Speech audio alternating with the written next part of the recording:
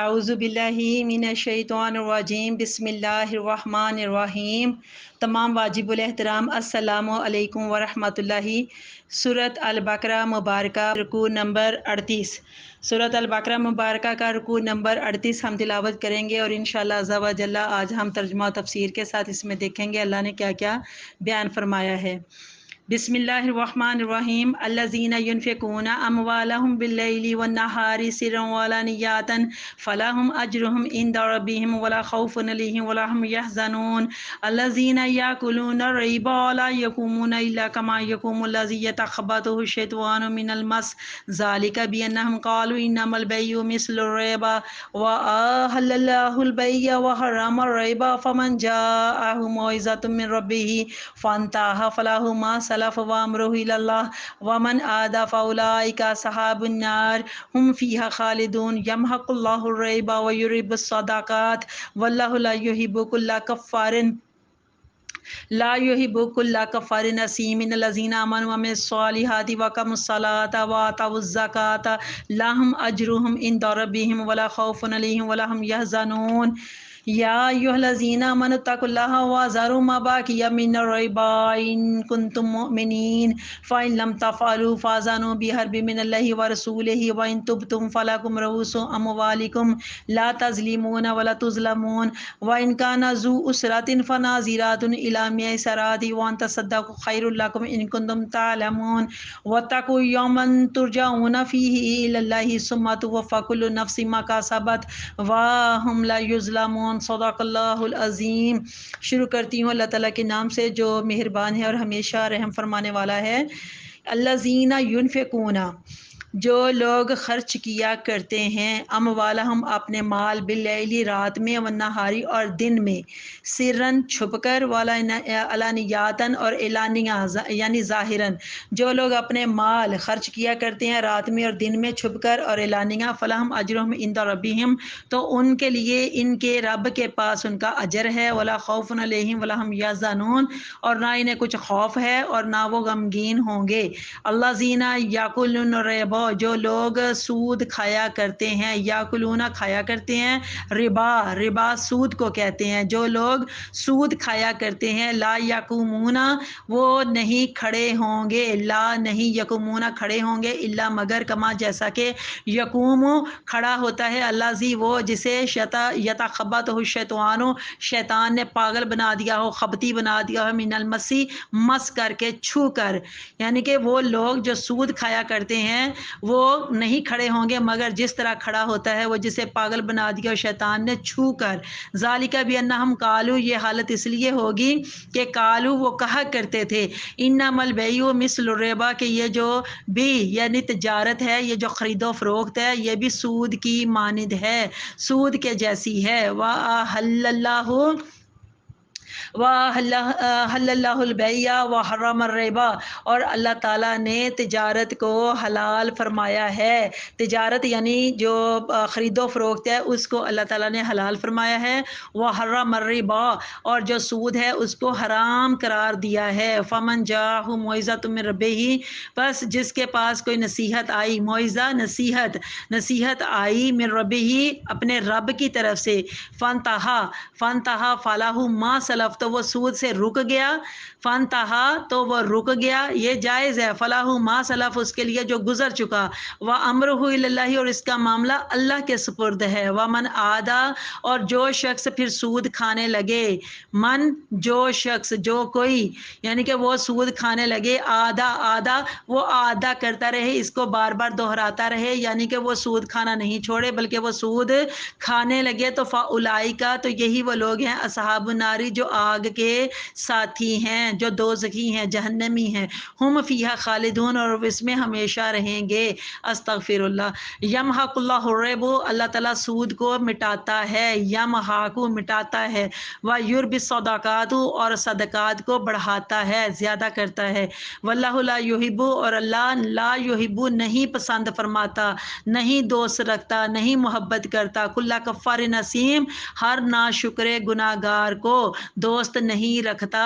ہر ناشکرا کفار اسیم جو گناہ گار ہے اللہ تعالیٰ اس سے محبت نہیں کرتا، اس کو پسند نہیں کرتا۔ ان الذین آمنوا وعملوا الصالحات، بے شک جو لوگ ایمان لائے اور نیک عمل کرتے رہے، اچھے عمل کرتے رہے، واقاموا الصلاۃ اور صحیح صحیح نماز اپنی ادا کرتے رہے، وآتوا الزکوٰۃ اور زکوٰۃ ادا کرتے رہے، لہم اجرہم عند ربہم، تو ان کے لیے ان کے رب کے پاس ان کا اجر ہے۔ اجر کہتے ہیں بدلے کو، صلے کو، ثواب کو، تو ان کا جو ثواب ہے یا ان کا بدلہ یا ان کا صلہ ان کے رب کے پاس ہے۔ ولا خوف علیہم ولا هم یحزنون، تو نہ انہیں کوئی خوف ہے اور نہ ہی وہ غمگین ہوں گے۔ یا ایھا الذین آمنوا اتقوا اللہ، اے لوگوں جو ایمان لائے ہو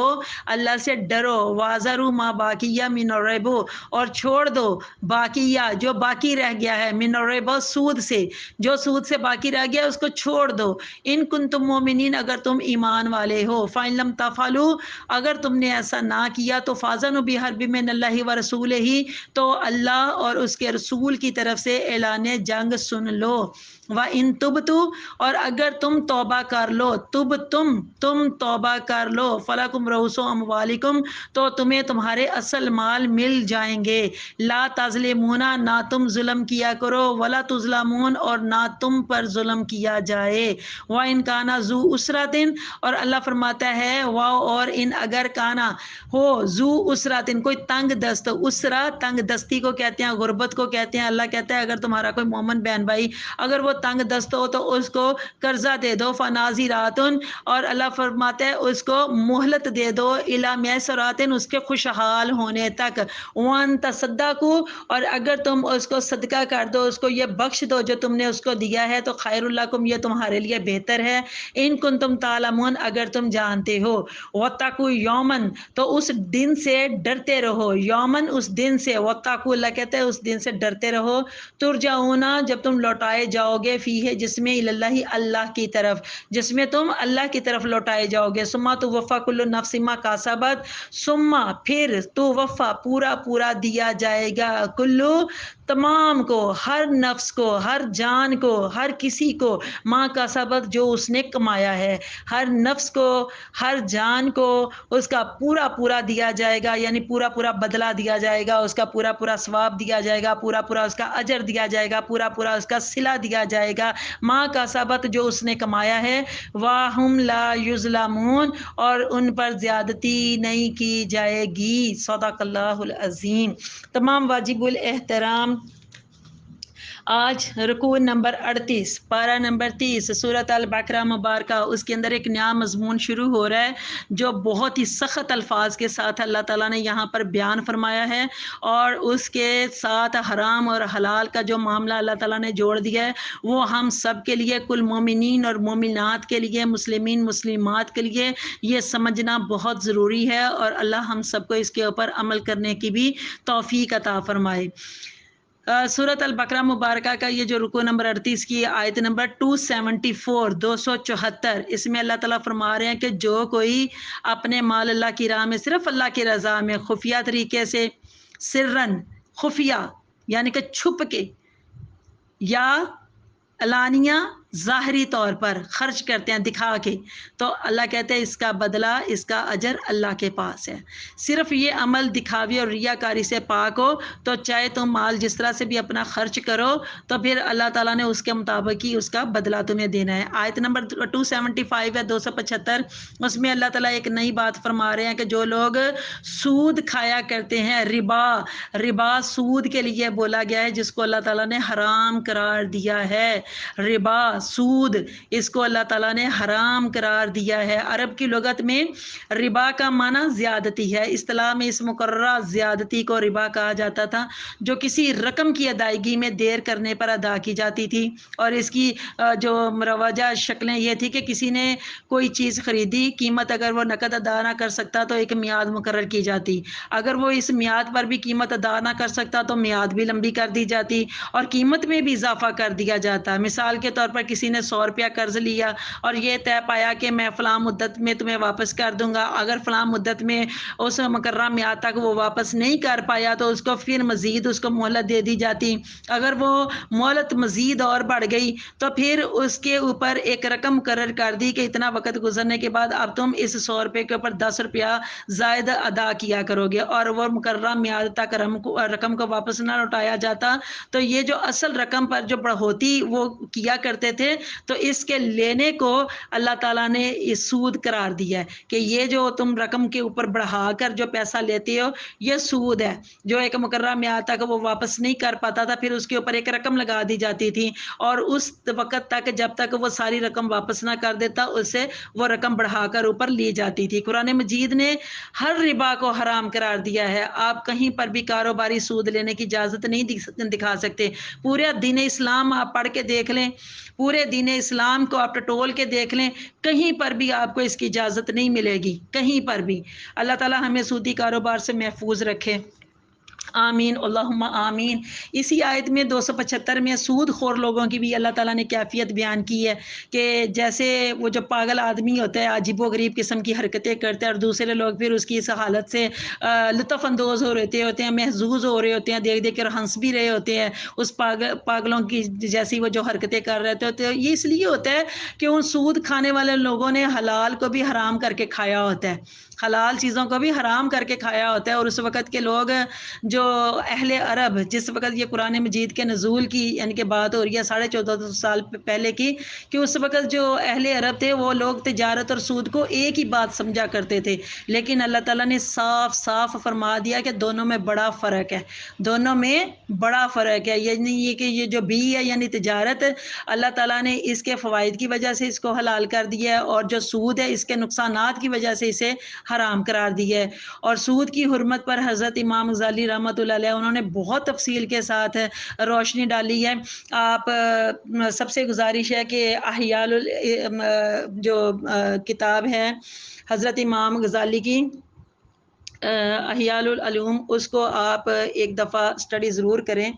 اس کے علاوہ افلاطون ہے، انہوں نے بھی اپنی کتاب السیاست ہے، اس میں یہی لکھا کہ روپیہ جو ہے نا وہ کڑک مرغی کی طرح ہے جو انڈے نہیں دیتی۔ اب ہم تمام واجب الاحترام تجارت اور سود میں جو فرق ہے واضح طور پر اس کو دیکھتے ہیں کہ فرق کیا ہے۔ تجارت میں انسان روپیہ لگاتا ہے، پھر محنت کرتا ہے، وقت خرچ کرتا ہے، اپنی ساری ذہنی قابلیتیں صرف کرتا ہے، اس کے باوجود یقینی نہیں کہ اس کو اس بات کا یقین نہیں ہے کہ اب اس میں آگے چل کر اس کو کتنا نفع ہوگا یا کتنا نقصان ہوگا۔ اس میں نفع بھی ہو سکتا ہے، نقصان بھی ہو سکتا ہے، لیکن جو سود خور ہوتا ہے اپنا فالتو روپیہ جب دیتا ہے تو نہ اس کا وقت خرچ ہوتا ہے، نہ اس کی محنت خرچ ہوتی ہے، نہ اس کی کوئی قابلیتیں اس میں خرچ ہوتی ہیں، لیکن اس کے باوجود اس کو نفع ملتا ہے۔ تو اس عمل کو اللہ تعالیٰ نے ناپسند فرمایا اور اس کو حرام قرار دیا ہے۔ آیت نمبر 276 اور 277، 276 اور 277 میں اللہ تعالیٰ فرماتے ہیں کہ سود خور کو برکت نہیں ہوگی اور مال سے اسے کوئی فائدہ نہیں پہنچے گا۔ ایسا مال جو سودی کاروبار کی وجہ سے اس نے حاصل کیا ہے نا، اس میں اس کو کوئی فائدہ نہیں پہنچے گا۔ سود خور کے بارے سے اللہ تعالیٰ نے جو صدقہ خیرات کرنے والے ہیں ان کو دنیا میں بھی عزت والی اللہ نے فرمایا کہ زندگی ملے گی، اور آخرت میں بھی وہ اللہ تعالیٰ کے اجر عظیم کے مستحق ہوں گے۔ سبحان اللہ۔ آیت نمبر 278 اور 279، 278 اور 279 میں اللہ تعالیٰ فرما رہے ہیں کہ اتنے، آپ یہاں پر دیکھیں غور فرمائے کہ اللہ تعالیٰ نے کتنے سخت الفاظ استعمال کیے ہیں سود کے حوالے سے۔ تو پھر اللہ تعالیٰ فرماتے ہیں کہ میرے اتنے سخت احکامات کے باوجود بھی اگر کوئی باز نہ آیا اور اگر کوئی سود لینے کی جرت کرے گا تو پھر اس کے خلاف اللہ اور اللہ کے رسول صلی اللہ علیہ وسلم کا اعلان جنگ ہے۔ صاف اللہ تعالیٰ نے کہہ دیا ہے کہ اس کے خلاف اللہ اور اللہ کے رسول کا اعلان جنگ ہے۔ تو اس لیے اللہ تعالیٰ نے فرمایا کہ نہ تم ظلم کرو تاکہ نہ تم پر ظلم کیا جائے۔ آیت نمبر 280 اور 281، 280 اور 281 میں اللہ تعالیٰ نے ایک اور بیان فرمایا کہ اگر تمہارا کوئی مومن بھائی تنگ دست ہے تو اسے کوئی روپیہ پیسہ دے دو، تھوڑا اس کو مال وغیرہ دے دو، اور تاکہ وہ اپنا اس سے کوئی کاروبار مطلب شروع کر لے، کوئی چھوٹا موٹا اپنا کاروبار، کوئی اپنا بزنس شروع کر لے، اور پھر اس کے خوشحال ہونے تک اس کا انتظار کرو۔ لیکن اگر تم اسے وہ بخش دو یعنی ایک طرح سے اس کی امداد کرو تو یہ تمہارے لیے بہتر ہے، کیونکہ جو بھی صدقہ و خیرات کی شکل میں تم اللہ کی رضا میں دیتے ہو نا، تو اللہ تعالیٰ فرماتے ہیں حشر والے دن اللہ تعالیٰ اس کا تمہیں پورا پورا بدلہ عطا فرمائیں گے، پورا پورا اجر، پورا پورا اس کا ثواب اللہ تعالیٰ، اور اللہ تعالیٰ بخل نہیں کرتا، اللہ تو بالکل بخل نہیں کرتا، کیونکہ اللہ سخی ہے، اللہ کی یہ شان ہے، اللہ غنی ہے، اور اللہ تعالیٰ جو صدقہ خیرات کرنے والے صرف اور صرف اللہ کی رضا میں اور اللہ کی خوشنودی میں اللہ تعالیٰ ایسے لوگوں کو پسند فرماتا ہے۔ تو کاش مسلمان ان تمام باتوں کو، میرے جو بہن بھائی ہیں جتنے بھی مسلمان اہل اسلام ہیں، تو ان تمام باتوں کو اپنانے کی کوشش کریں۔ اللہ ہمیں توفیق دے کہ ہم اپنے فرض کو پہچانیں اور ان تمام اخلاقی اصولوں کو بھی اپنانے کی کوشش کریں۔ اللہ ہم سب کو ہدایت عطا فرمائے ان تمام باتوں کے اوپر جو اللہ تعالیٰ کے احکامات ہیں اور جو قرآن مجید کی تعلیمات ہیں، ان کے اوپر ہمیں عمل کی توفیق عطا فرمائے۔ سمجھ بوجھ کے ساتھ ساتھ عمل کرنا ضروری ہے۔ علم آ گیا اور سمجھ بھی لیا اور اس کے اوپر عمل نہ کیا تو ایسا علم بیکار ہے، جس کے اوپر عمل ہی نہیں کیا تو سب سے بڑی جو بات ہے اور دعا ہے کہ اللہ تعالی ہم سب کو عمل کی بھی توفیق عطا فرمائے۔ آمین، اللہم آمین۔ اللہ آپ سب کا حامی و ناصر ہو۔ اللہ حافظ۔ میرے اس چینل قرآن ہماری زندگی کو آپ سب لائک بھی کیجئے، کمنٹ بھی کیجئے اور سبسکرائب کے ساتھ ساتھ بیل آئیکن کو بھی دبا دیں تاکہ میری تمام ویڈیوز آپ کو بر وقت ملتی رہیں۔ اللہ تعالیٰ آپ سب کا حامی و ناصر ہو۔ اللہ حافظ۔